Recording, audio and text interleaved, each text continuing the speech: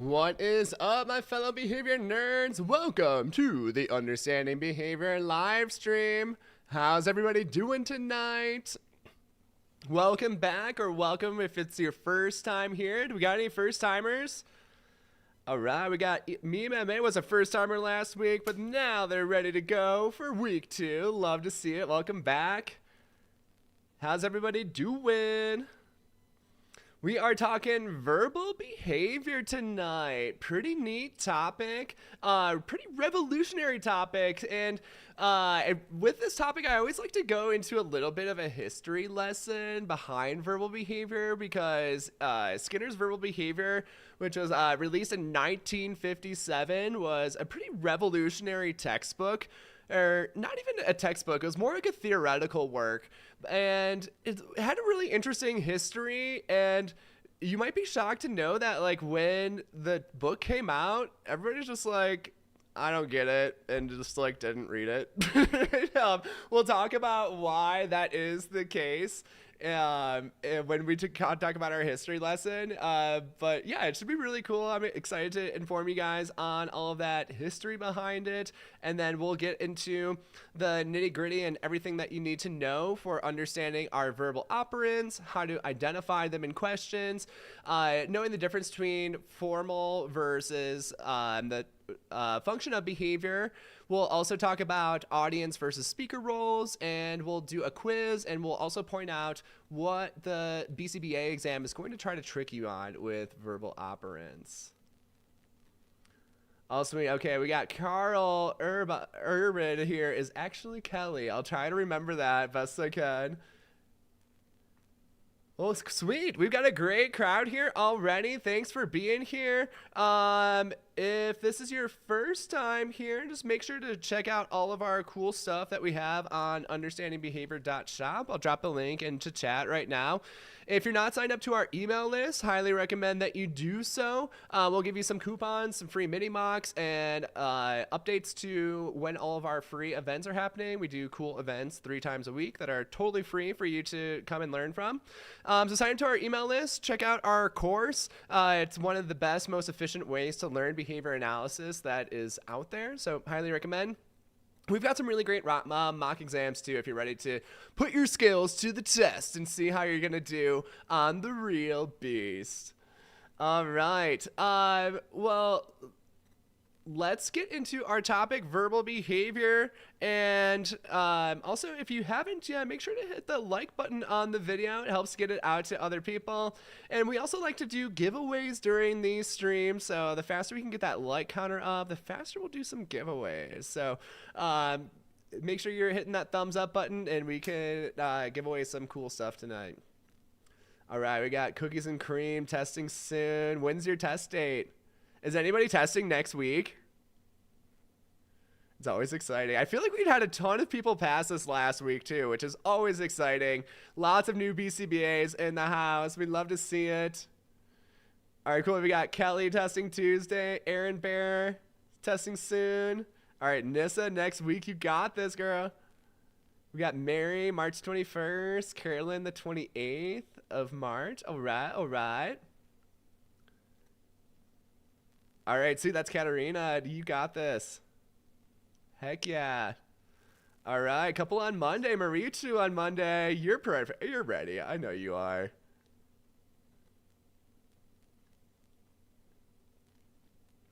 Natalie's on Monday too.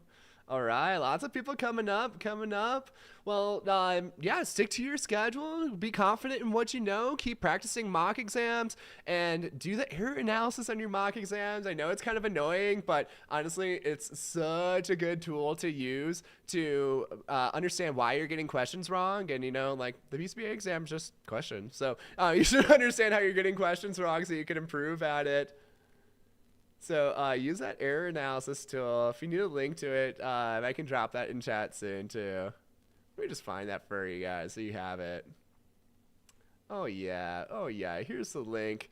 Yeah, if you're not doing error analysis in your mock exams, you are really missing out. You're like missing like half the value of our mock exams. So do that error analysis. I just dropped the link into chat. Check that out. And if you've taken mock exams recently, go through them with that error analysis form, and I promise you're going to learn so much from it and get so much better. So use that tool. It's there for a reason. And good luck to everybody testing soon. All right. Let's get into it. Here's what we got.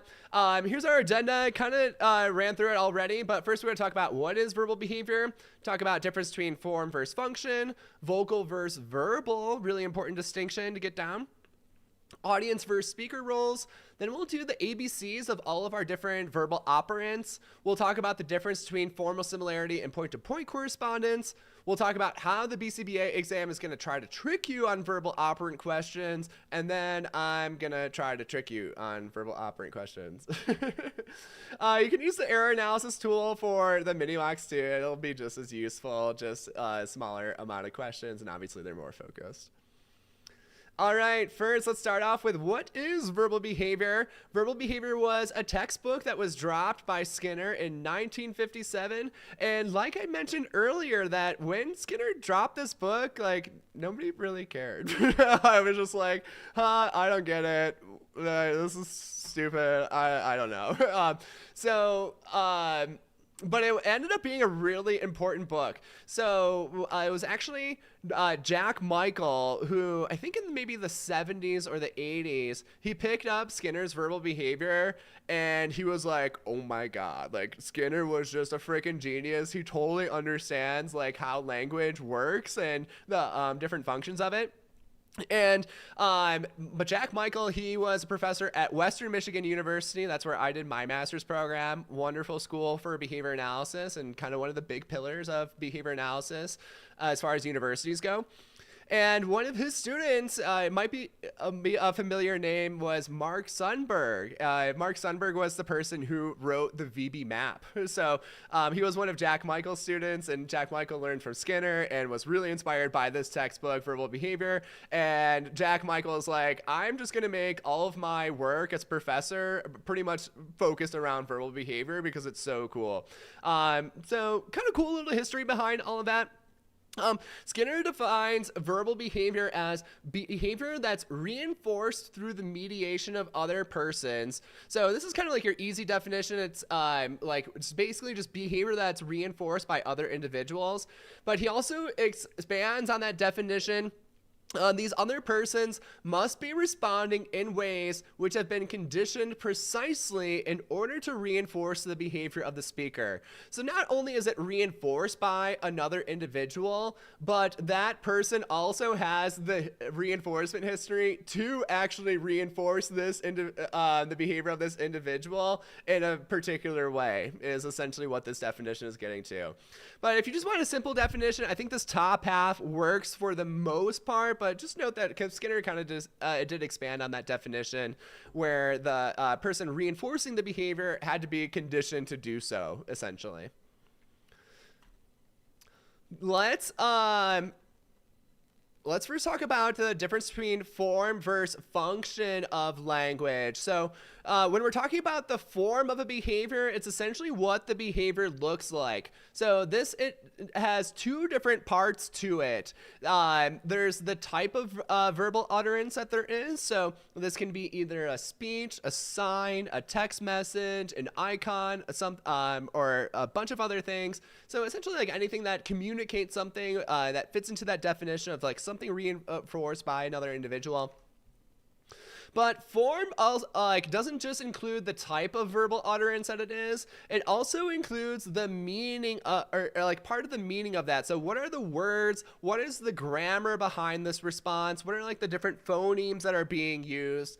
All of those are part of form. So some people kind of think about form as just like, hey, is it a vocal sound, or is it a text message, or is it sign language? But it's also more than that. It's like what is actually being communicated. So what are the words that are being used? What's the grammar behind it, etc.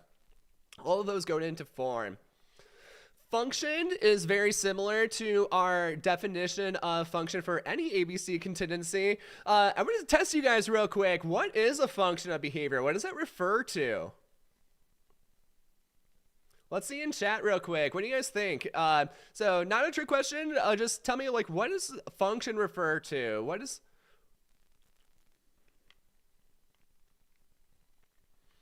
Cool, so we got Carolyn is like why the behavior happens. Okay, Aaron's on that too. Cool. And why does behavior happen? Yeah, like what maintains behavior? Okay, but why does behavior happen? Why do we do things?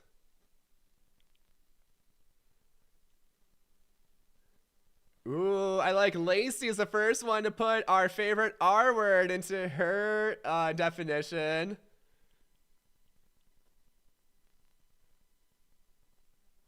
Anybody else want to go for that? All right, Maria's on it too. Yeah, there you go. Amy, right on track.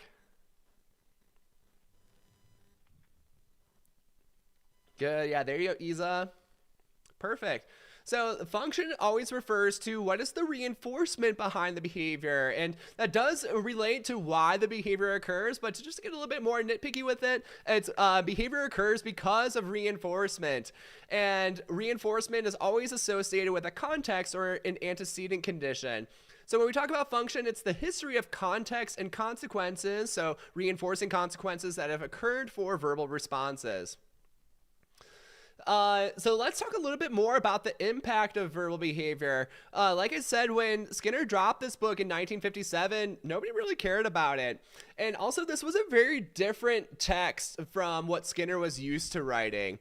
Skinner was a scientist at heart. So what he really did is he did all of these experiments in the rat lab, and then he wrote about his experiments and then created the terminology that we know today all around operant conditioning. So he discovered the principles of motivating operations, reinforcement, punishment, extinction, discrimination, SDs, S deltas.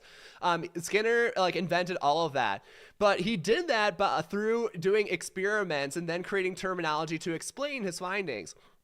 Verbal behavior was way different because he didn't do any experiments for verbal behavior when writing it. It was purely a conceptual work. So he took everything that he's learned about behavior from the rat lab after studying for 40, 50 years.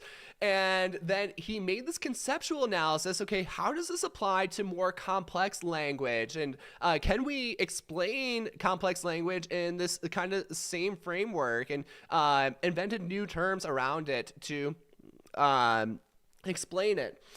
And Skinner, he was born in I think early 1900s, maybe late 1800s, but it's not the first time philosophers or psychologists have tried to approach language. But when any other person has approached language in the past, they always did it from a linguistic perspective that only really looked at form of the behavior, so what the individual is saying.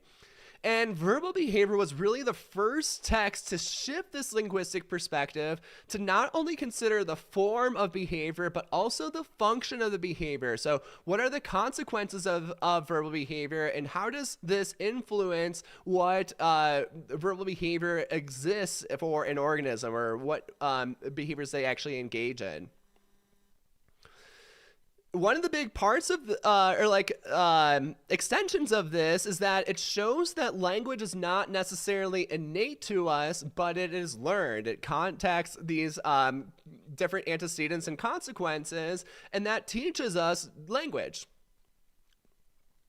So once again, we can explain our language by environmental contingencies. It's not necessarily an innate thing. And a lot of traditional linguistic perspectives just think that hey, we're human, so language is natural to us. And I mean, you've most of you guys have worked with a severely impacted autistic early learner, or maybe not even an early learner, that doesn't have a lot of language. And we can see for those individuals, no, language is not innate for them. And it's, and we can still train language for them, and they can acquire language, but it's not necessarily just something that's in every human that's just an automatic thing. So, to get into this a little bit further, let's talk about this guy, Noam Chomsky. He is a well-known philosopher, and he's still alive today, actually. He's very old. He's like 90 plus years old.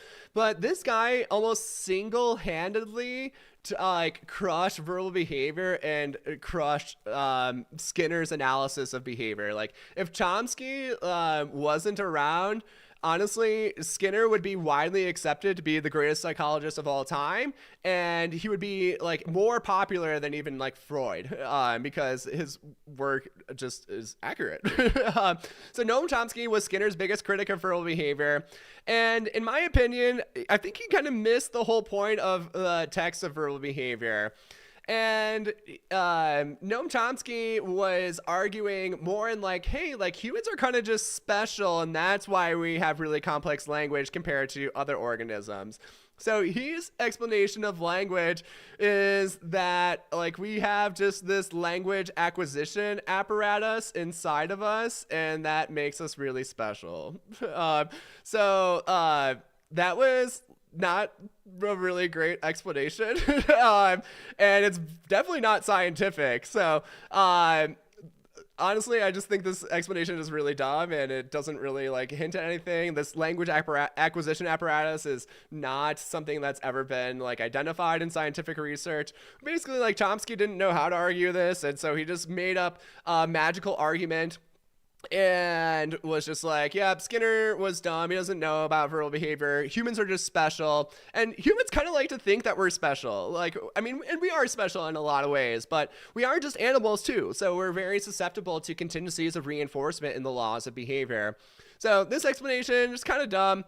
But yeah, fun fact is that Noam Chomsky was found donating money to Jeffrey Epstein. And I haven't included this, so I actually was curious because I knew this topic was coming up in today's presentation.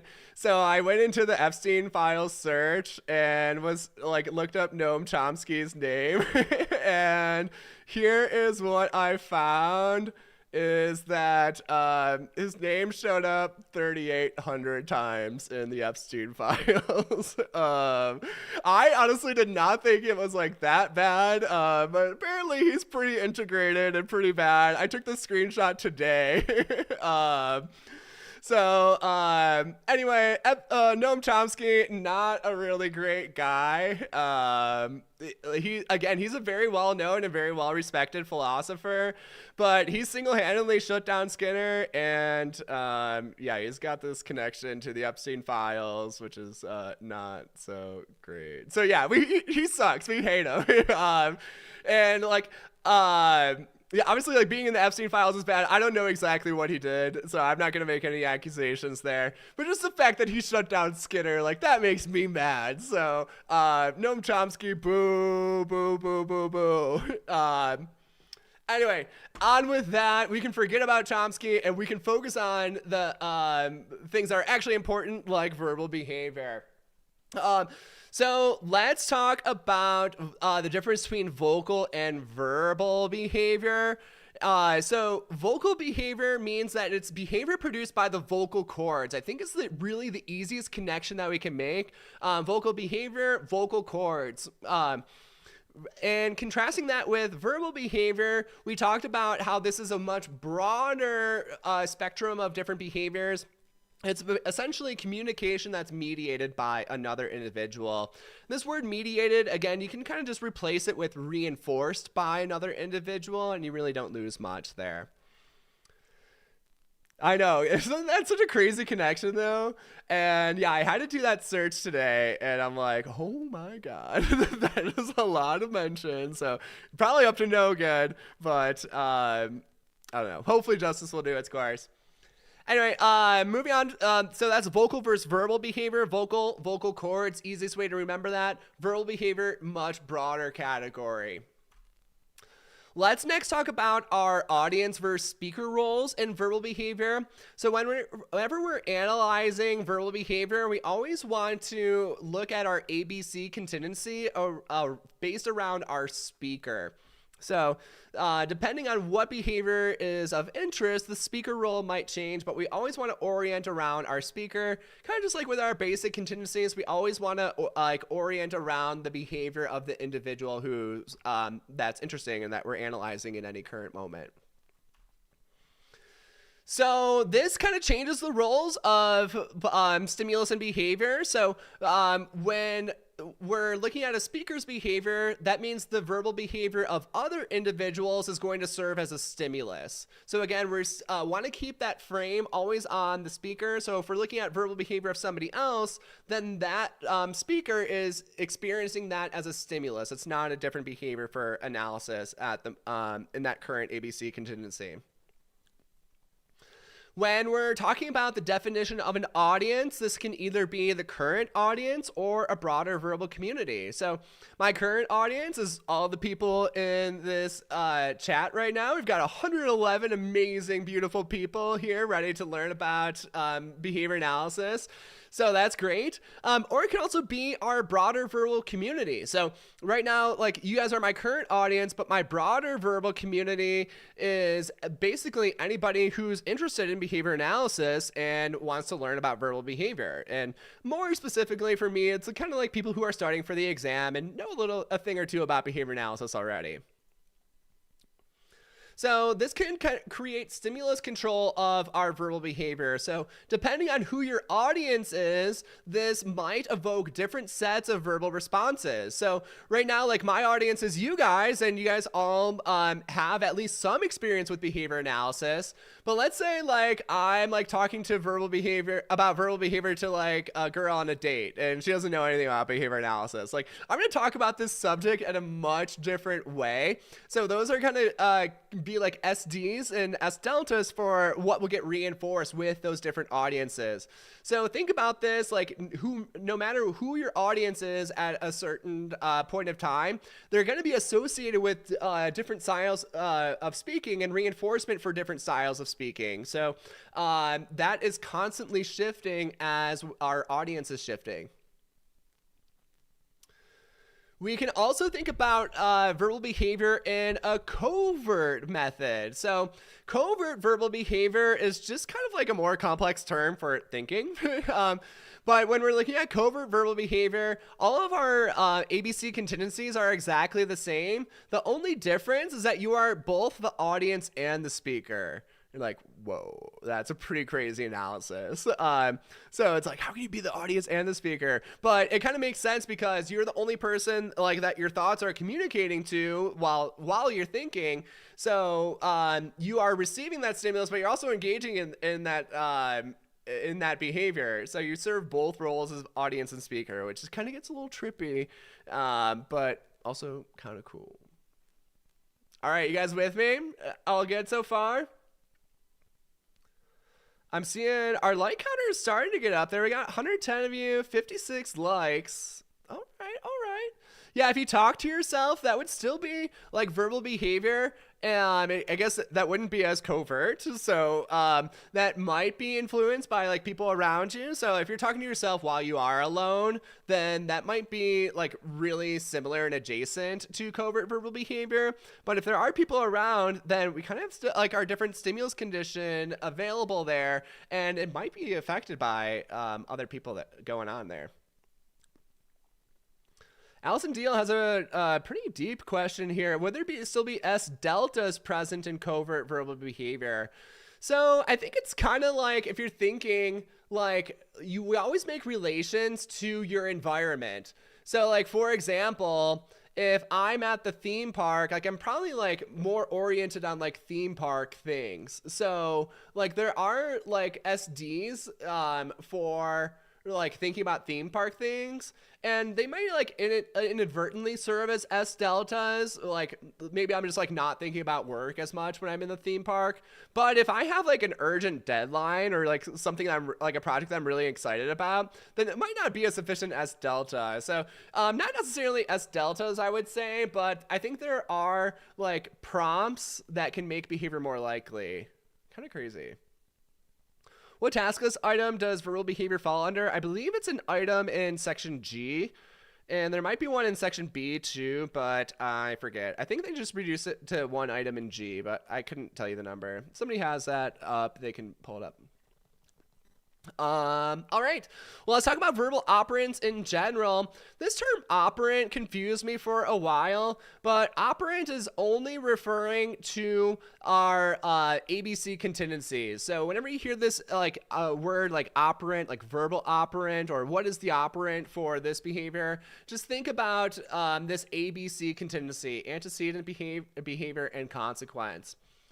So verbal operants are essentially behavioral contingencies that are reinforced by other individuals, relating back to that definition that we discussed at the beginning of this class. We have one really common consequence for our verbal operants. Do you guys know what it is? It's a 4-letter acronym that I'm looking for. What is the most common consequence for verbal operants?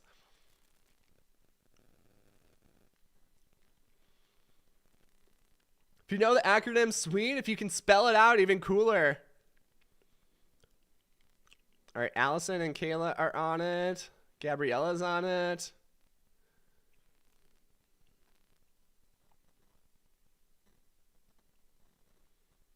Yeah, there you go, Gunjan.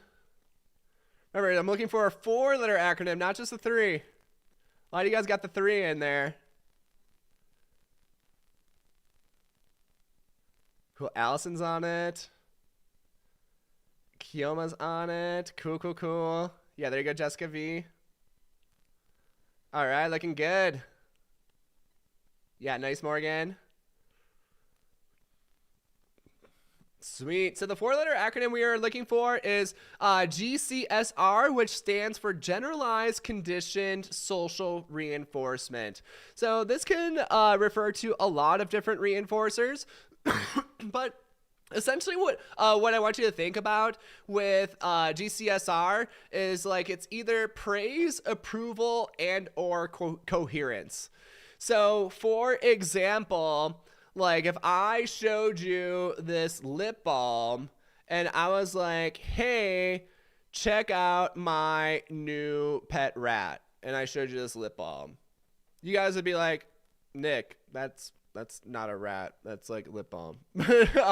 So like that behavior of like tacting this lip balm as a rat like would not get reinforced. So like you guys kind of like understand it, but you're like, no, that's not a rat, Nick. But if I'm like, yeah, this is lip balm, like you guys aren't necessarily gonna praise me. I'm like, okay, cool, Nick. Yeah, that's lip balm. Like, I'm not necessarily going to get praise for that, but you guys would at least understand and probably not, like, give, like, a punishing consequence for that.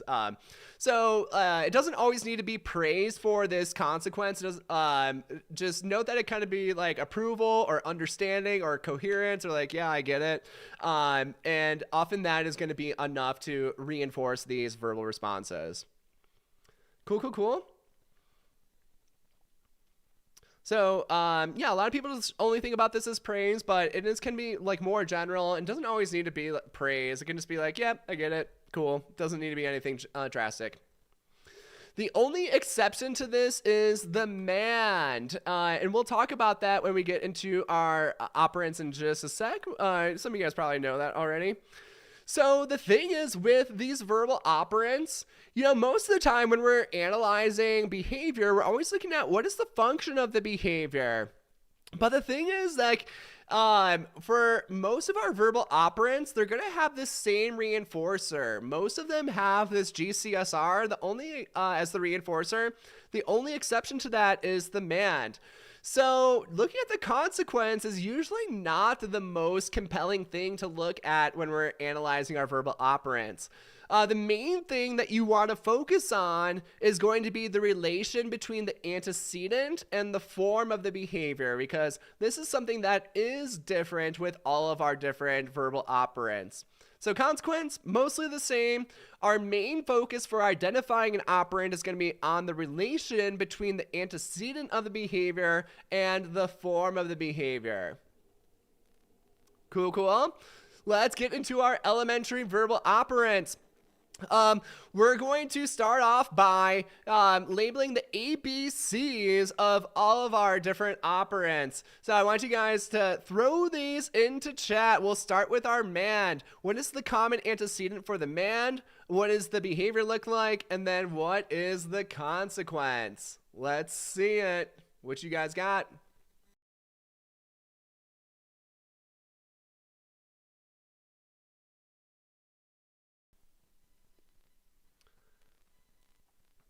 For your answer, go for all 3 in one. We're going to do one contingency at a time because we got a lot of these. Nice. Emily's on that. Yeah, nice. Aaron's on that too. Excellent.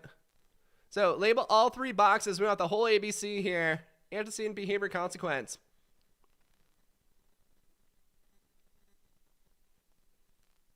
Cool. Meme, you're on the right track, but what kind of reinforcement?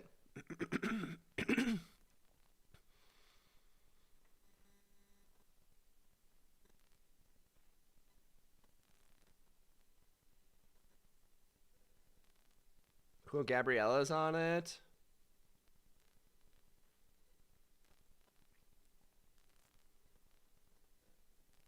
Kayla's on it. All right.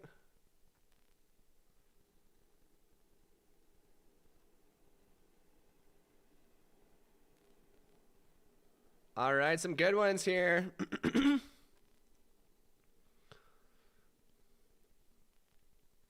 Looking good, looking good.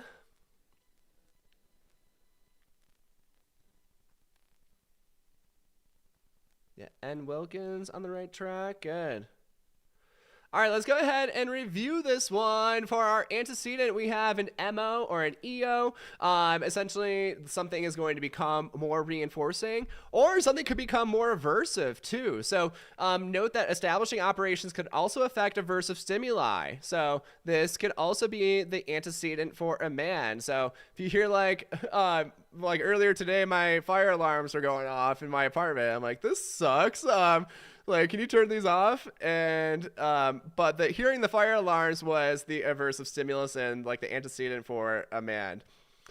Behavior is a request for a specific reinforcer. So this can be any type of verbal request. It could be a sign. It could be a picture exchange. It could be a vocal request. It could be just be like pointing to something. All of those would fit under the behavior there. And the consequence is our only different one is going to be that specific reinforcer. So they're receiving whatever was requested for. And for our man, so since these are behavioral contingencies, remember, we're always focused on the past reinforcement. So has this behavior contacted that reinforcement in the past to receive that specific consequence? Not necessarily if it's receiving it in the very moment. So like, hey, like my fire alarms are going off, and I was saying like, oh, I wish these alarms would go off, but it wasn't turning the alarms off. They were still going on for a pretty long time. My man had no effect, but since like my manning had a history of getting rid of annoying things, then it still occurred and was still a man, even though that consequence didn't occur in the moment. All right, nice job on that one. Most of you guys nailed that. Let's go to our tact. Let's do antecedent behavior consequence for attacked. Yeah, Gunjan, I just answered that question about if it's maintained by a specific consequence. And again, we want to look at the past history. So has it received that consequence in the past or not? Current moment does not matter.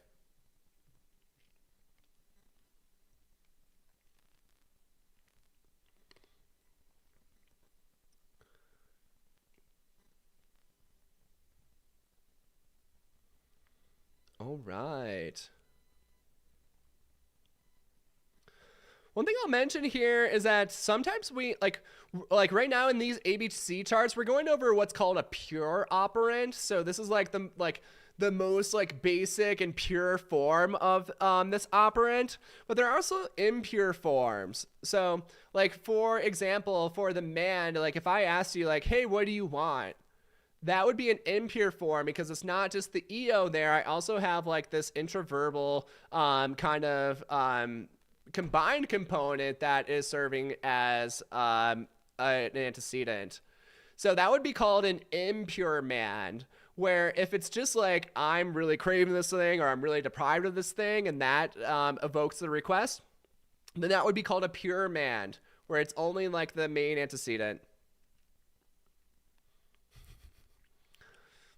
Alice here doing some detective work in the Epstein files now.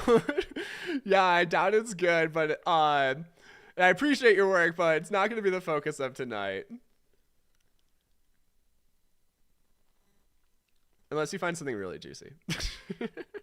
Are you guys really killing this? Yeah, nice. Our antecedent is the trickiest part of this, and most of you guys are nailing it. Good, good, good. All right, let's go ahead and check this one out. Our ABC for attacked is going to be a non-verbal stimulus. So something just exists, and this will evoke the behavior. Note, I saw a couple people put in like the nonverbal stimulus, or they had like a question like, what is this? Again, that would be more like an impure form of attacked, where our pure form is just the nonverbal stimulus, or it's like, hey, it smells like popcorn. And because it was evoked by the smell of popcorn, not like, what's that smell? The behavior is going to be a label of that stimulus, and then our consequence is going to be the GCSR. Cool, cool, cool. Nice job. You guys rock that. Really nice. Let's go into our intraverbals now and do our ABCs. What we got? What we got?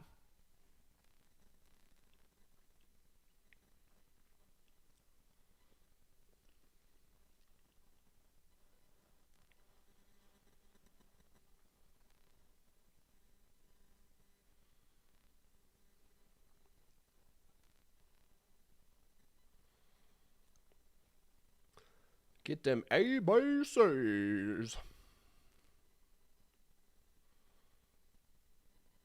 Cool. Isa's on the right track. Gungeon's on the right track. Judy's on the right track.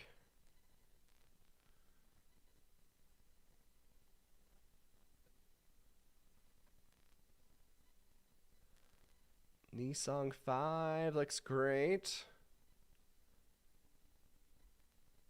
Kayla P, killing it. Emily S, killing it. Lots of good ones here, crew. Nice job. You guys are rocking this.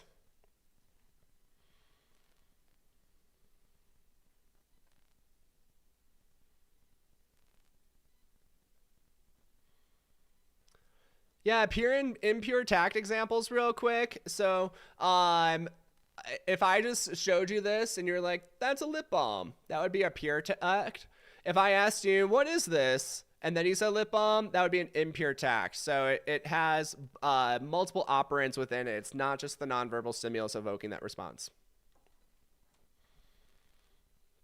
All right, let's get into it. This one is going to be a verbal stimulus for our antecedent. Our behavior is going to be a related verbal response. So maybe we're answering a question. Maybe we are responding with like a related anecdote or something like that. And then our consequence is going to be our GCSR, that praise, approval, coherence, all that jazz mixed in. Carolyn, so confused with pure and impure. Sounds like a sin to me. I promise you, using impure operants is not a sin. Purity is just kind of looking at, like, does it follow this exact structure? But the reason why we have pure and impure operants is because most language is not going to be a pure operant in isolation. There's always going to be, most of the time, there's going to be multiple factors that go into any verbal response. So, like, for example, like if I asked you, like, hey, what sounds good for dinner? And you're like, oh, I've been really craving Chinese. Well, technically, like, this has two operants. We have, like, a mand and an interverbal there when we're looking at the response, like, oh, I was really craving Chinese. Because I asked you, like, hey, what did you want for dinner? That was our verbal stimulus antecedent. But also, you were like, oh, I'm really craving Chinese. That's like the EO antecedent. So this would be both an impure mand and an impure interverbal. And again, it's not a sin to engage in impure responses. It's just that language is naturally messy and does not always cleanly fit these templates. So we need to be a little bit flexible in that regard. Cool, cool. All right, let's move on forward. We're going to talk about formal similarity versus point-to-point correspondence. I'm about to blow some minds here. And yeah, Carolyn, that's a great connection for impure. Essentially, it's just a combination of multiple operands. Exactly, right on track. All right, formal similarity versus point-to-point correspondence. Let's get to it. This is another one of those like highly misunderstood topics on the BCBA exam, and the Pass the Big ABA exam book teaches this wrong. So listen up. Formal similarity. We talked about form is going to be what the response looks like, but also like the words and the grammar and phonemes that are contained within the response. Those are all parts of form. With both of these, formal similarity and point-to-point correspondence, we're sticking with our same kind of relation. We're looking at these relations between our antecedents of the verbal behavior and the behavior itself. So for formal similarity, we talked about kind of like the response modality, but also like what the response actually looks and sounds like. And for formal similarity to be present, these need to be exactly the same. So we need to have like the response modality be the same and the content of the response is the same. So for example, if I say strawberry and you say strawberry, now those, we are looking at that antecedent, which is my strawberry, and behavior, your strawberry, and those are both vocal responses, and that's part one, but they are both the same word, strawberry. Now, if I say strawberry and you say banana, these responses do not have formal similarity with each other. This is because even though they're in the same response form or modality, they don't have the same content. So technically the forms are different. Strawberry sounds different from banana. They, like, if you were to take the sound charts of them, they sound very different from each other. So those responses would not have formal similarity. So for formal similarity to occur, the content also needs to be exactly the same. Again, if you've been learning from the Pass the Big ABA book, they teach us incorrectly in there, so really important to correct that. This is what is in the Cooper book, and this is the correct analysis.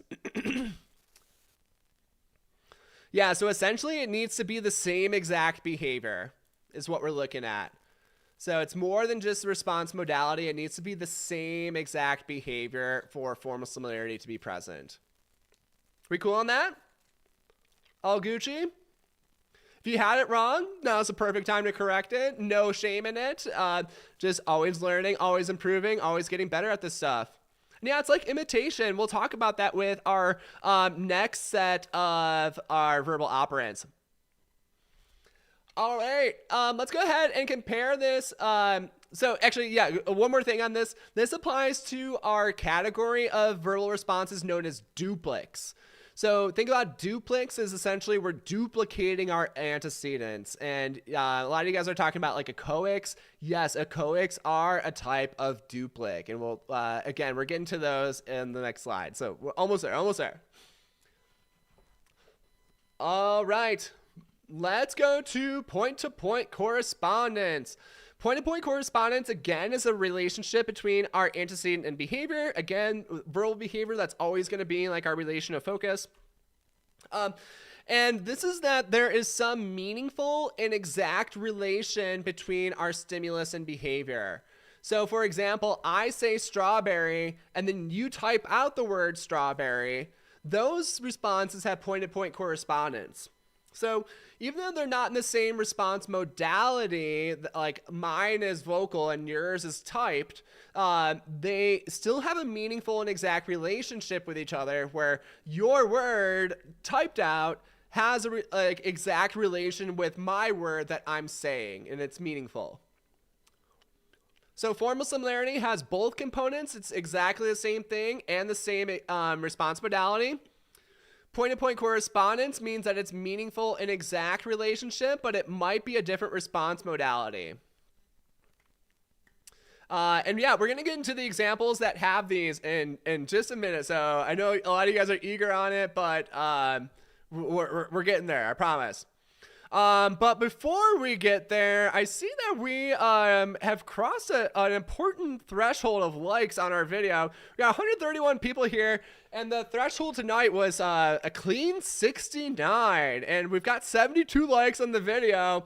I think it's time for a giveaway. What do you guys think? We down with that? All right, let's go ahead and do it. Definitely, if you have 2 seconds right now, because we're about to do a giveaway, submit your email into our email list and get all of our cool stuff. And for this giveaway, we'll do 2 winners, and 2 winners will get their selection of any of these 5 products. So any of our Beat the Beast mocks. You can also get our mini mocks for mastery, which is a $99 product that will really challenge you to know these concepts really in depth. Or you can get our fluency package, which has a bunch of easier questions for you to practice with. So we'll do 2 winners, and any winner will get their choice of any of those 5 products here. So it's a good one. Let me pull up my random number generator. And let's do this. All right, how this works, if we have any first timers here, you get 1 guess per person. Multiple guesses will be disqualified. And closest numbers to the random number that is selected are going to get their choice of product. We're going to make this, let's do 1 to 650. Let's change it up a little bit. So one guess per person. 2 closest are going to win their choice of any of these 5 amazing study products that all have nearly 5 stars on them. Such good stuff. Also, if you're, we don't offer trials for our full-length mock exams, but they are pretty awesome. You will like them. We do offer free trials for our mini mocks, though. So if you are thinking about getting those, you can do that. There's a link right here, which I just linked. We have to fix that. But you can go to this site here, and all you need to do is scroll down, click on these free ones, and then you get free mini mocks. It's that easy. So if you're thinking about them or just want to try them out, you can do those absolutely for free. No pressure to buy them after. Just if you like them, you might want to consider it. All right, lots of guesses here tonight. I'm going to need some help finding our winners for sure. Remember, 1 guess per person. Multiple guesses are disqualified automatically. 2 closest winners tonight.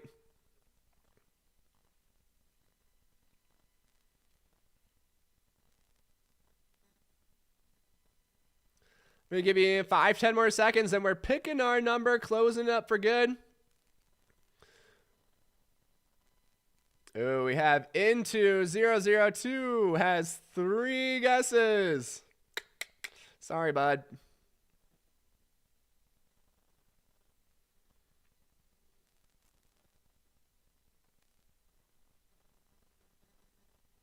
All right, they deleted some. It might be good. I don't know. We might. We'll see. We'll see. Okay, we're gonna pick this number. We're gonna make Poety Keem our last guess. Our number is 514. Help me out in chat here. 514. Who's close? 514. 514. Yeah, I'll just put this up here so we can see it, so you guys can see what I'm looking at. We've got 499 from Shelby. That's kind of close. What was it? 514. Okay, so that's 15 away. Anybody closer? 514. Nobody really guessed low 500s from what I'm seeing. Oh, man. This might be a hard one to find. Anybody else guess low 500s? 545, that's kind of far. 492, just in case. Lisa McMaster. Okay, maybe. So, okay, so 499 might be our closest. Shelby Rodriguez. Help me out here, chat. I don't think anybody's low 500s, though. Oh, wait. Christina Youssef had 500? Oh, where was that at? Top model or top, bottom, or middle? Okay, Nicole had something too. Okay, where's Christina Youssef? 500 somewhere in here.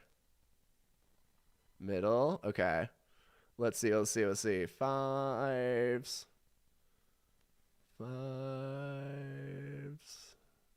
Oh, there it is. Christina Youssef, 500. And then we had Shelby Rodriguez, 499. I think those are our two.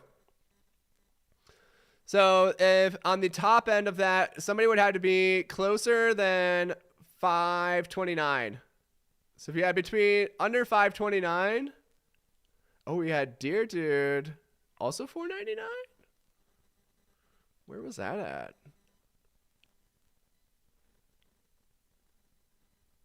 There are 3 499s. Oh my gosh. All right, well, Christina Youssef, I think you're one of our winners.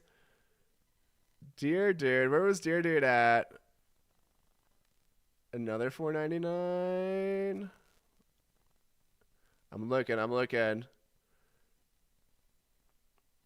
So Shelby 499 there. I'm looking. Where is that? Oh, there's Dear Dude 499 too. Did we have a third 499?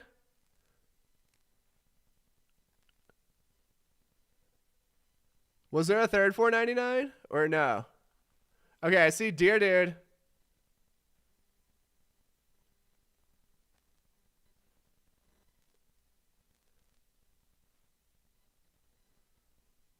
Only two? Okay. Well, here's what we're doing. We actually have 3 winners tonight. All right, congratulations. We had Shelby Rodriguez, we had Dear Dude, and then who was our 500 again? Christina Youssef. All 3 of you guys are winners for this one. Congratulations. Send us an email. Let us know which product you like. understandingbehaviorofficial@gmail.com. If you don't have the mini mocks for mastering, I would recommend getting that one. It's our most expensive one, and also it's gonna run you through the ringer, but also you're gonna come out a behavioral badass once you finish it. But let us know which the products you like. Again, your choices: any Beat the Beast mock, 1, 2, or 3, mini mocks, or our fluency question package. Send us an email, understandingbehaviorofficial, and we will hook you up. B-Slayer update is coming on Sunday, so stay tuned for that. Our B-Slayer course is pretty awesome. You can also try it for free. Same method. Click this link here, try it for free, and then scroll down to the free section, and then you can try that for free. All right. Amazing. Nice job there, crew. And we've got Laura chatting in pass. I knew it was your day. Amazing. Just want to hop on and say I passed my exam on Monday. Couldn't have done it without you and Crystal and Molly and all the fab resources. You've got a UB fangirl for life. Yes. Laura, I called that, didn't I? I was like, you are going to freaking pass because you've just been slaying it so hard at these streams. And what do you know? You're a BCBA now. So congratulations, Laura. Proud of you. Way to crush it, put in the work, and kill it, girl. Hell yeah. All right. Amazing. Yes. Go kill it out there. Go get a good job. I have there's a clip somewhere if you go in the live behavior birthday bash. I talk about searching for jobs. Check that out because super useful, and get a good job because it's really important. It's really important. All right, amazing. Love to see it. We're going to move on. We talked about point-to-point correspondence. We talked about formal similarity. Next up, we're going to talk about our category of verbal responses is the duplics. And in duplics, all of these are going to be duplicating our antecedents. Some of these are kind of weird, but we'll start with the most familiar one, the echoic. Let's see those ABCs for our echoic. Go, go, go, go, go. Yeah, you got it, Laura. Fuck yeah. I'd love to see that.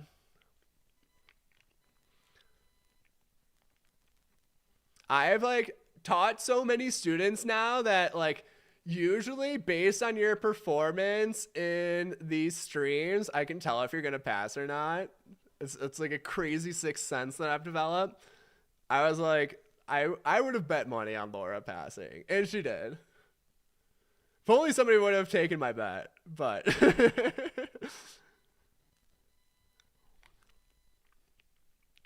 we should create Poly Market for UB students passing their exam. That would be so terrible. Never mind, we shouldn't do that.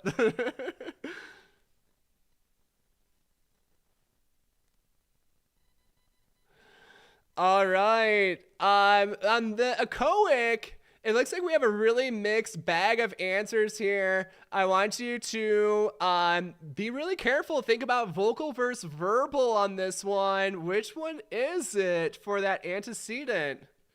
Vocal or verbal? We have a really mixed bag of answers here.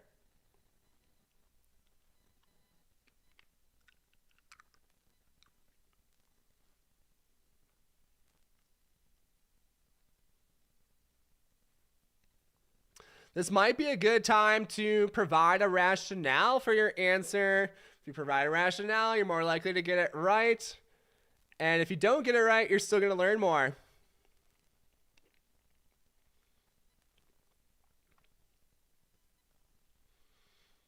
All right, looks like the crowd is leaning more towards vocal now. Let's see if they're right. I don't see no rationales.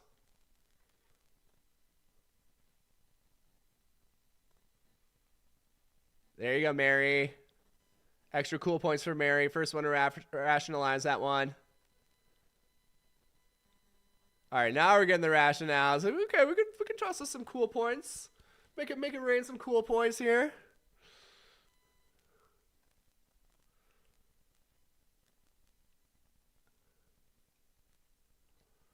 All right, looking good. Let's go ahead and review this one. Our echoic, the antecedent, is going to be the vocal antecedent. Good. So vocal antecedent for echoics, because we are always looking at a vocal response, a copy of a vocal antecedent. Good job. And then our consequence is going to be our GCSR. So again, this is a duplic. We are kind of just duplicating that antecedent. You hear a specific vocal antecedent, we copy it, and then that is reinforced by generalized condition social reinforcement. Awesome. Looks good. Great job there. Let's go to our mimetic. This one might be a little bit less familiar for y'all, but let's see. Can anybody label the ABCs of a mimetic? Your hint is that it's a duplic. So we're duplicating our antecedent, but what is that antecedent?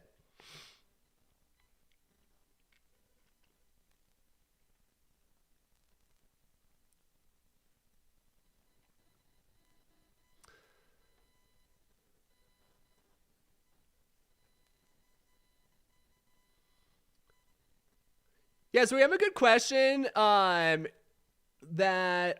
somebody was bringing up. I'm thinking about verbal because if using an AAC device or other forms of communication, wouldn't it still be considered echoic, or does it need to be vocal? that is a tricky question. I don't think like using an AAC device would necessarily be an echoic because it's not produced by the vocal cords. But let's talk about like if it's like a vocal antecedent, or sorry, an antecedent that's not necessarily produced by vocal cords. Maybe like a better way to categorize it would be an auditory antecedent as our main antecedent here, but I think vocal captures like 99% of instances. So let's say like you were learning from like a tape that was like teaching a new language or something, and they say like boca, or like teaching you the Spanish for a mouth. And the tape says boca and you say boca. I would call that an echoic, but the antecedent wasn't necessarily vocal because it was on a tape. So maybe like auditory antecedent might be a better way to put this, but most of the time it's going to be a vocal antecedent. But verbal is way too broad. Verbal is way too broad. So I'll tell you that. Where verbal is definitely wrong here. I think there are some edge cases where it gets a little weird. All right, let's see. Anybody got this next one for mimetics? Yeah, Carolyn, like a mime? Almost. Not bad, not bad. Amy's got this. These Gungeon's on the right track here. Good. Marichu also.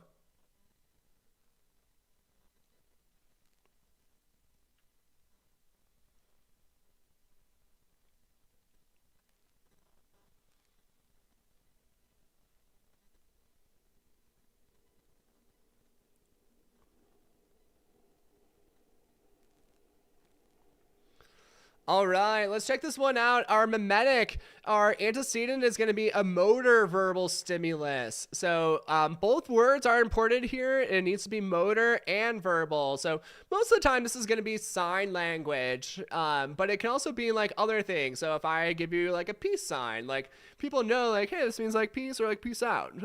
That would be a motor verbal stimulus. Since this is a duplic, we are duplicating that antecedent. It's a copy of the motor verbal stimulus. So I give a peace sign, you give a peace sign. That's mimetic. We have GCSR as our consequence.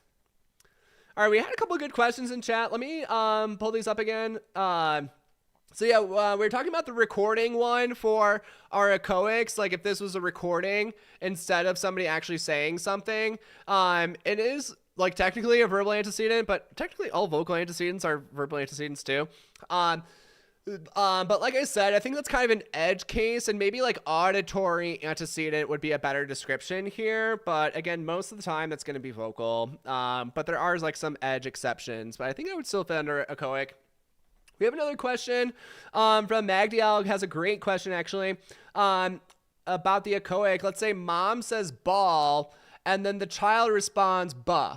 Is that have point-to-point correspondence?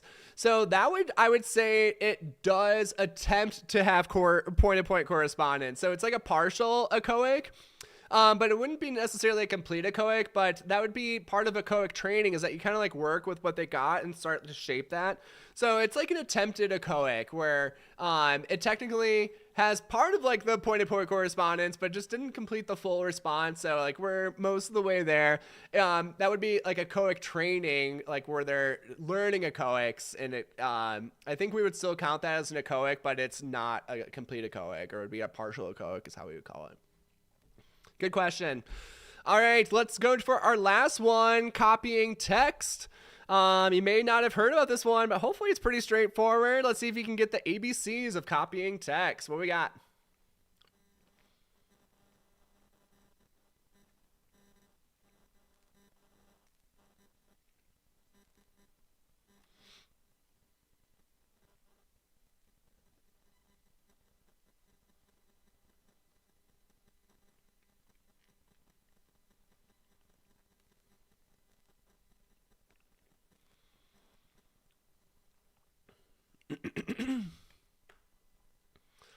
All right, looking pretty good so far. Nice. Amanda Scheckman's got a good one. Yeah, Love Truly Sucks. That's a good one there. Morgan S. on the right track. Good. Carlisle, good.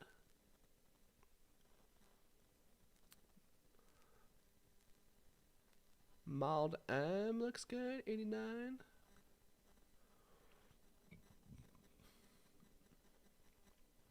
I'm liking it. I'm liking it. Boom, boom, boom. All right, let's go ahead and check this one out. Copying text. Our antecedent is going to be a written stimulus, and like again, we kind of have like the same kind of edge cases. Like let's say it's printed out. Like, is this a written stimulus? Like just be a little flexible. Written stimulus. Copy of that written stimulus is the behavior, and then our consequence is going to be our GCSR. So written message that communicates something. So written verbal stimulus might even be a better way to describe that if we want to get like super specific. And then we're copying that written stimulus and GCSR as our consequence. Cool, nice job there. So all of these have, we're duplicating our antecedents. These have point-to-point correspondence and formal similarity. So all the antecedents and behaviors here are going to be exact copies. They have the formal similarity. Now we're going to get into our last category, which is our codics. And our codics, instead of duplicating our antecedent, we're going to be decoding our antecedent. So these ones do not have formal similarity, but they do have point-to-point correspondence. So let's start with our textual behavior, antecedent behavior consequence. Let's go. What is an example of GCSR? We talked about like praise or approval or comprehension. It's like, yep, I get it. We're like, yep, sweet.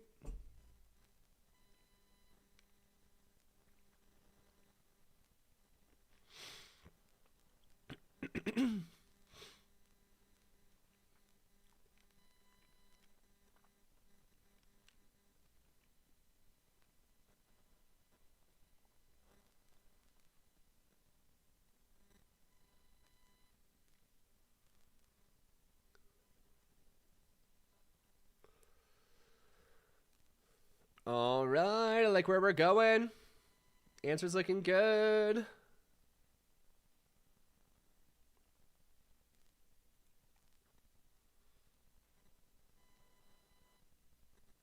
Yeah, Allison, I like it.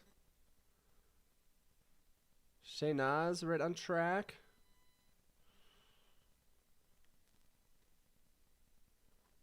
Kioma's got it. Catlin, that looks good. Nice. Yeah, he's looking really great, crew. Few more seconds and we'll review.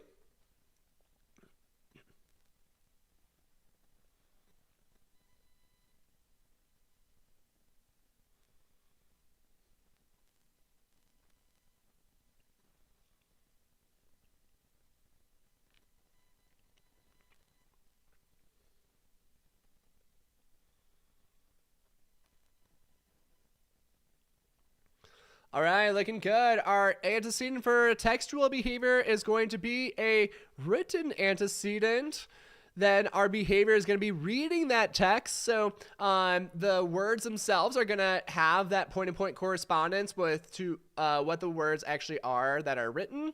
And we have GCSR. So this does not have formal similarity because we have written versus a vocal response. And then GCSRs are consequence. We do have point-to-point correspondence because these are the same, but they're just different response modalities. Yeah, an easy connection for textual behavior is like reading. Totally. Also, like if we have like reading a book and you're reading it to yourself, then note this is still a textual behavior. It's just now a covert textual behavior. Cool. Let's get into transcription. We'll do ABCs for transcription. Let's go. What do you guys got?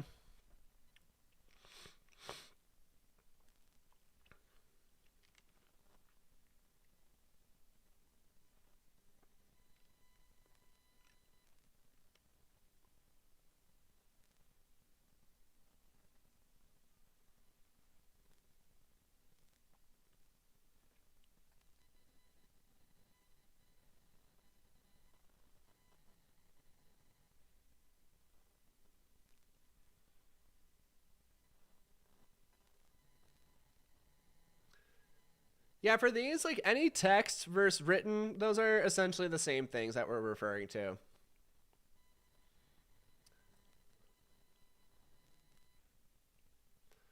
Ooh, we've got another vocal verbal situation. Which one is it?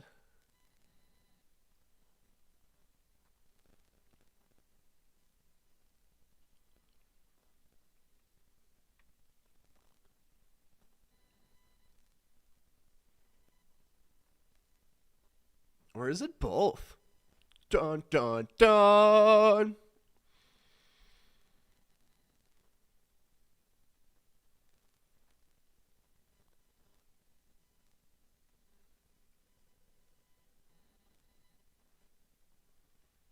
All right, a few more seconds and we'll review.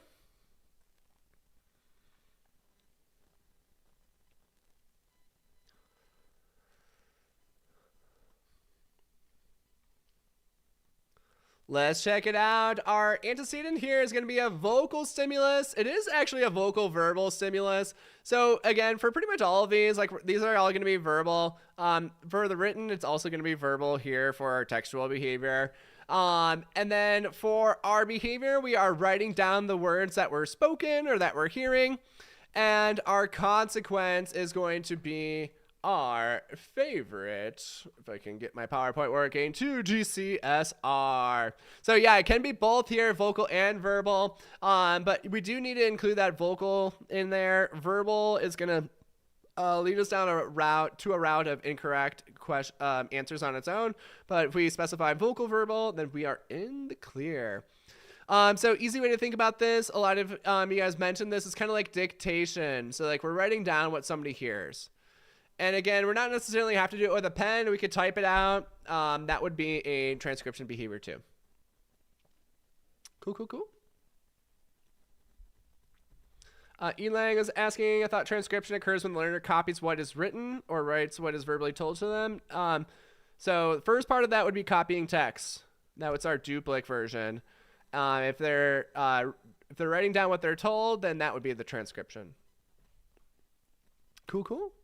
All right, last one, we'll talk about listener responding. This one is kind of on the edge of a verbal behavior, not necessarily always considered to be a verbal behavior. Essentially, it's responding to the verbal communication of another individual in a specific way. Here's our ABCs for listener responding. There is a verbal instruction as the antecedent. It could be a direction. It could be written directions, but some kind of verbal instruction. The behavior is following that instruction, and then the consequence is GCSR. So we have a quick example here, like I say touch ball. That's our verbal instruction. They touch the ball, and then they receive GCSR for that response. Allison's asking, what does creative writing fall under? Creative writing, is that a verbal behavior? That's a tricky question. Creative writing, is that a verbal behavior? I think it kind of falls into unless you're sharing it in the moment. I don't know. I don't really think it's a verbal behavior. It's kind of an extension of a verbal behavior if you intend to share your creative writing. But if you're just creative writing for yourself, then it's not necessarily a verbal behavior because it's not mediated by another individual. So I don't think that's necessarily a verbal behavior. I think it's just a normal behavior of creating something. But yeah, it kind of gets into some weird gray area. I think Skinner has an article about that. We'll have to see what Skinner says about it. Maybe transcription? I don't know. All right. But they're not going to ask you about that in the exam. But this is a cool thought experiment there. I don't have the best answer for you right now. You have a question writing in your journal, writing your thoughts. That's almost like a tact. You're labeling your thoughts in a written way. But it could also be an impure operant where it's tact and transcription. You're dictating yourself to write down things. I guess I think that actually is the answer, Allison. It's like a transcription almost. Where you're dictating to yourself something to write down, where you're both the speaker and the audience there. I think that might be the best answer. And we have that GCSR and be oh, somebody might consume this at some point. I think they'd like it written better this way than that way. So I think that might be our best analysis, but I'm sure somebody's done a deeper dive into that from a behavior analytic view. Yeah, good question. I've never thought about that. That's a great question. Very cool. Is there an article that relates to creative writing to semantic memory? Probably. I couldn't tell you what it is, but I'm sure there is. Cool. Yeah, Gabby, that's a great example. Would a sign at the movie on the screen to turn your phone off be a listener response? Yeah, if you actually turn your phone off, that is. Then that would be a listener response for sure. All right, cool. Let's talk about tricky stuff, how the BCBA exam is gonna try to trick you on verbal operants, and then I'm going to try to trick you on verbal operants, and you're going to pass with flying colors. So we talked a lot today about impure operants, but oftentimes in verbal operant questions, there's going to be many different verbal responses or speakers in the question. So main thing you want to focus on here is orient to who is the speaker that the question is asking about. Same thing with our ABC contingencies. Always focus on the behavior first. So stay oriented to who the speaker is and which operant the question is actually asking about. We talked a little bit about this earlier. The past history is more important than what is happening in the current moment. So like my fire alarm example today, I was like, I wish the fire alarm would go off, but it had no effect. It's still a man, because that behavior has resulted in that consequence in the past, but it didn't in that current moment, but it's still a man. We might have some weird antecedents. So some examples of that, we might have like motor communication in an intraverbal frame. Whoa, crazy. Or we might have like tacting of like abstract traits or feelings. So that might be in there. And then one more way that they might try to trick you is with disguised operants. So like an example, like something might look like a tact, but is a concealed man. So like, let's say you're at a party in college and you're like kind of hungry and you're like, oh, that pizza smells really good. And then they're like, oh, do you want a slice? And we're like, hell yeah, I do. So like, it looks like a tact where I'm saying like, oh, that pizza smells good. I'm like tacting the scent of it, but really that behavior is evoked by the EO, or like I'm starving and I want pizza because had a couple drinks or whatever. So that would be like a concealed man and have like this disguised operant. So it would be considered kind of both, and it kind of fits into like this impure operant shindig that we've been talking about. But we want to look at like what is the most powerful factor, and if there's an EO there, it's pretty much always going to be the EO. All right, let's go through some questions. We've got a huge list of operants that we've discussed tonight. Let's see if you can identify which operants are occurring in each question. We've got June grabs her dog's attention and says, "Come here," and June's dog comes. What verbal operant did the dog display? What do you guys think? We'll go pretty fast on these, but I still encourage rationale for your answer. So if you want to get maximum learning out of this.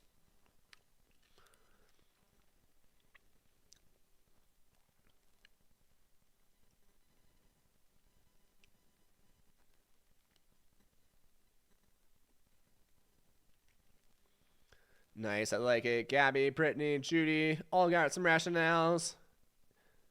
Aaron, Kayla, Jessica, Amanda, Amy, Stephanie, nice. Looking great. A few more seconds and we'll go ahead and review.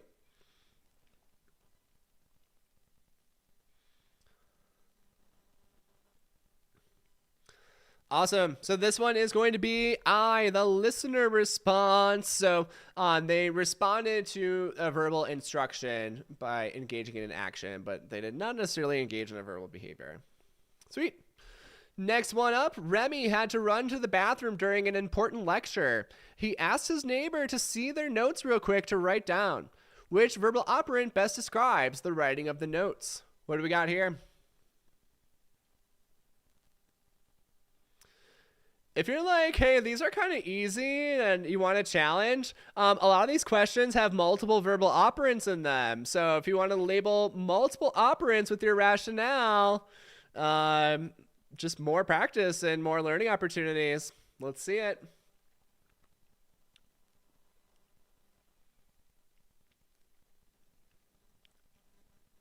Ooh, Gabby, which one?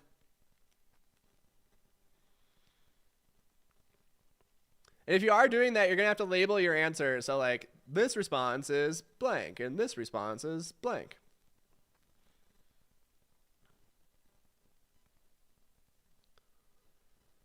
Yeah, nice. Jessica V's got both of them there. There you go, Lacey. There you go, Emily.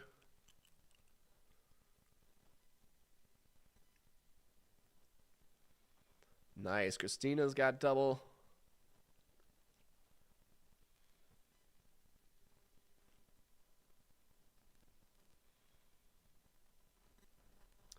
Very nice. Very nice. All right. This one, the operant in question was copying text. So he sees the written notes and he's writing down the written notes. He's writing down exactly what was on there. So copying text, pretty straightforward. And then I don't know what happened there. But we also had a man in here, so he asked his neighbor to see their notes real quick. So he was missing notes. That was our establishing operation. He asked for the notes. That's going to be our man. Cool. Our next one, Harold asks, want to play ball after school? Jimmy replies, I'm down. Let's do it. Which verbal operant best describes Jimmy's behavior? What do we got?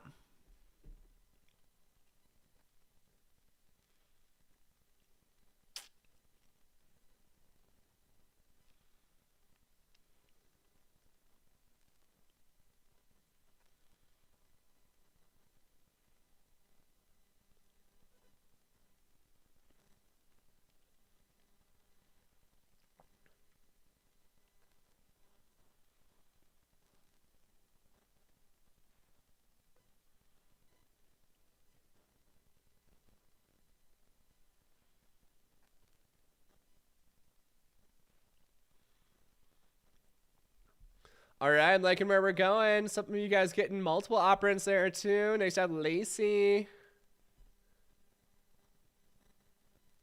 Good job, Allison F. Looking good, looking good.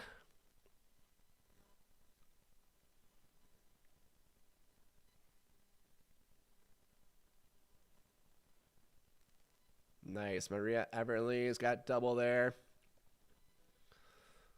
Awesome. I'm liking it. Nice job here, crew. Answer for the one that we're asking about is the intraverbal. So he's responding to a verbal stimulus. We're looking at Jimmy's behavior. He says, I'm down, let's do it. That occurred under the antecedent of want to play ball. Harold's response was likely a man. So he was like desiring this information. He asks for it and then he receives the information. So man for Harold, intraverbal for Jimmy. Good job. Let's check this next one out. While stuck in Sandy's dome, SpongeBob croaks out, Sandy, I need water. And then Sandy replies, a wallet, a watch, and does not provide him water. Which verbal operant best describes SpongeBob's behavior?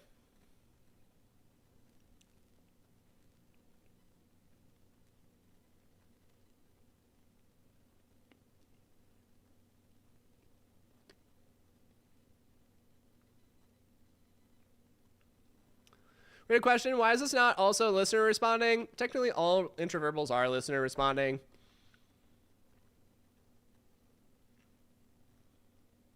But intraverbal is just more potent, I guess. Listener responding is not necessarily a verbal behavior, but it is related. It's verbal behavior adjacent.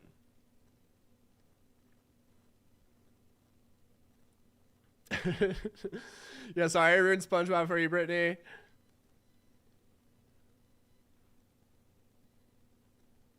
Or maybe I enhanced it. I don't know. You can believe whatever you want, I guess.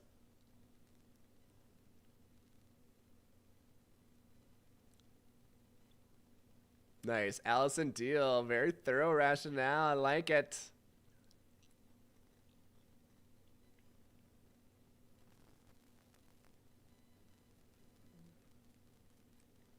Yes, yes, yes, Brittany. Hell yeah.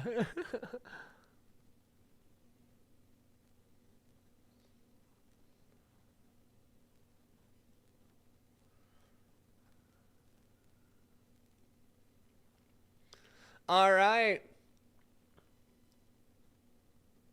Let's go ahead and check it out. This one is going to be a man. So we're focusing on SpongeBob's behavior. He has an EO in place for water. He's engaging in a behavior that has previously resulted in water, but it's not currently resulting in water. But doesn't matter. We always want to focus on the past reinforcement history for any response as the explanation of the behavior. So this one would still fall under the man, even though he's not receiving the specific reinforcer in the moment. Sandy's behavior on this one is a little bit different, kind of tricky here. So she's asking questions like a wallet, a watch, like, is this what you mean? But I mean, if you've seen this episode of SpongeBob, you know, like she's kind of just messing with him. She knows that he actually wants water. She does not have the EO of like information that she's requesting. She's just kind of trolling him. So her response would be more like an intraverbal. She's responding to SpongeBob's verbal behavior. Even though it kind of looks like she's manning for information. If you've seen the episode, then you would know that she already has the information, and that's not really what's going on here. She's just trolling. We have a question. Are B-Slayer quizzes domain specific, or do they quiz with random questions for all domains? So they're more like topic specific in B-Slayer, and you can review the whole list of modules on that same site that you can do the free trial at, right down here. So if you want to like view the contents of like what is in B-Slayer, it's all here. You can see that we've got really short videos that keep you engaged. There's even like active questions within most of the videos. So it'll feel like you're kind of at a Nick's live stream, but there's like 16 hours of it and it's way more to the point. And yeah, it's awesome. You'll love it. All right. And yeah, let me drop that link for you guys one more time too. We'll get the next one up. Gary is texting while driving when another driver honks at him and flips him off. Gary puts his phone down and then flips him off back. Which verbal operant best describes Gary flipping the driver off? Yeah, B-Slayer update is coming on Sunday. So we got, I think, 4 new videos in there. We're pulling out a lot of the PowerPoint graphics so you can download them and print them off and study them as you please. And yeah, it's going to be awesome.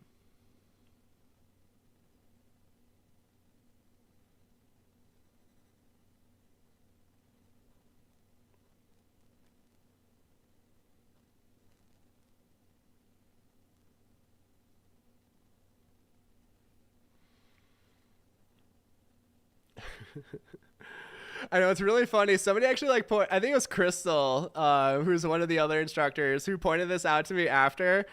It was like, I didn't even do this on purpose, but the question with Gary is right after the question with SpongeBob. And I think that was just like a fun generalization that happened naturally. There was no intentional thought in that at all. So it's just kind of funny. Yeah, there's lots of notes and graphics in the B-Slayer course, and we're going to make those like more available to download and study from with the update.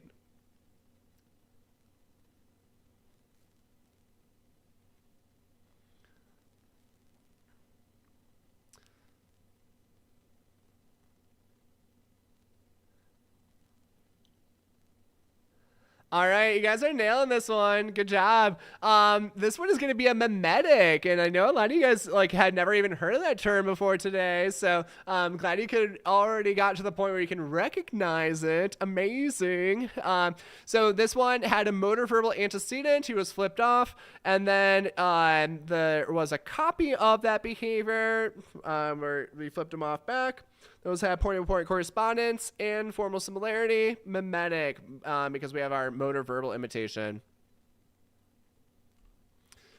All right, next one up, a behavior nerd. Here's an epic Skinner quote at the UB study hall.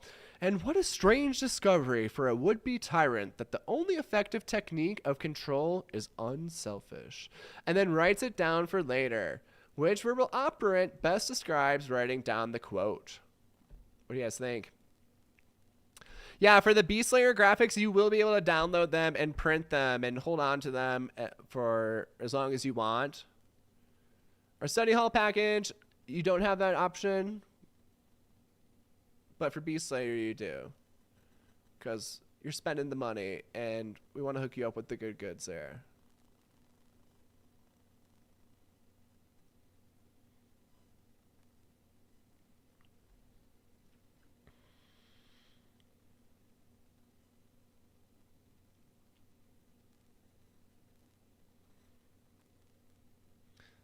Yes, if you go on B-Slayer, like if you click one of these that has, there's going to be more that have like these little paper clips next to them. It'll bring up the player for it, and then you can click on the paper clip. What video are we on?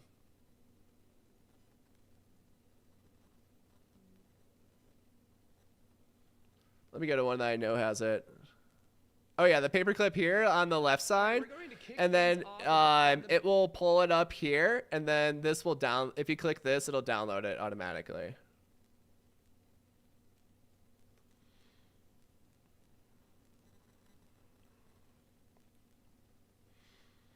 All right, answer's looking really good. Mini mocks are full package only. Can't buy them separately. Yeah, everybody will get the Beast Slayer update on Sunday. So if you're enrolled in it, you'll have access to it and have all the good goods. Yeah, Leanne, if you wanted to study tonight or tomorrow or before Sunday, you get 6 months access, so no problem buying it earlier. Our courses, you have to buy the whole course.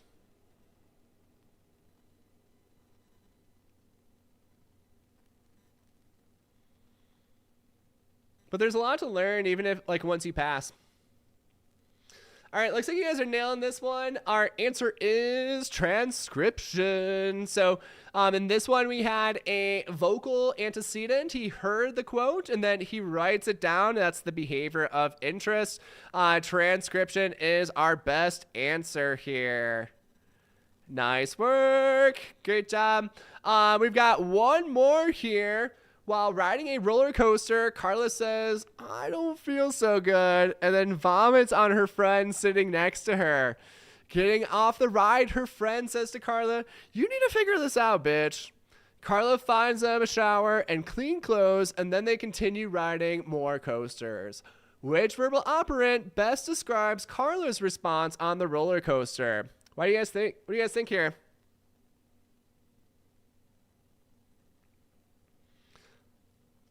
Yeah, basically, for the update, any graphic that you see within the PowerPoints and the videos, you will have the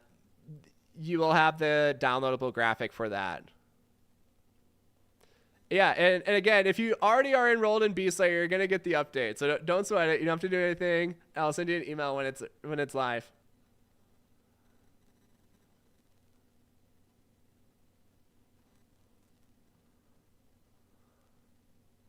It's going to be sick. Okay, Mia, this is my nightmare scenario. Yeah. Not a good one. You have no clue? Start with the final question. What is the behavior of interest? And work your way from there.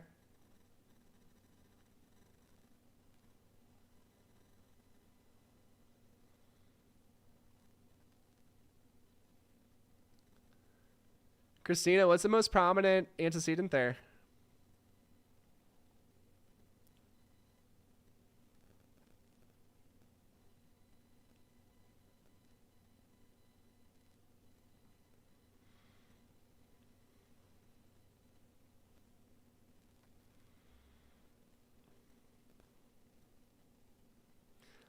Yeah, starting with the last question for these is not a bad strategy at all. That way you can get oriented on what response you would need to focus on while you're going through it.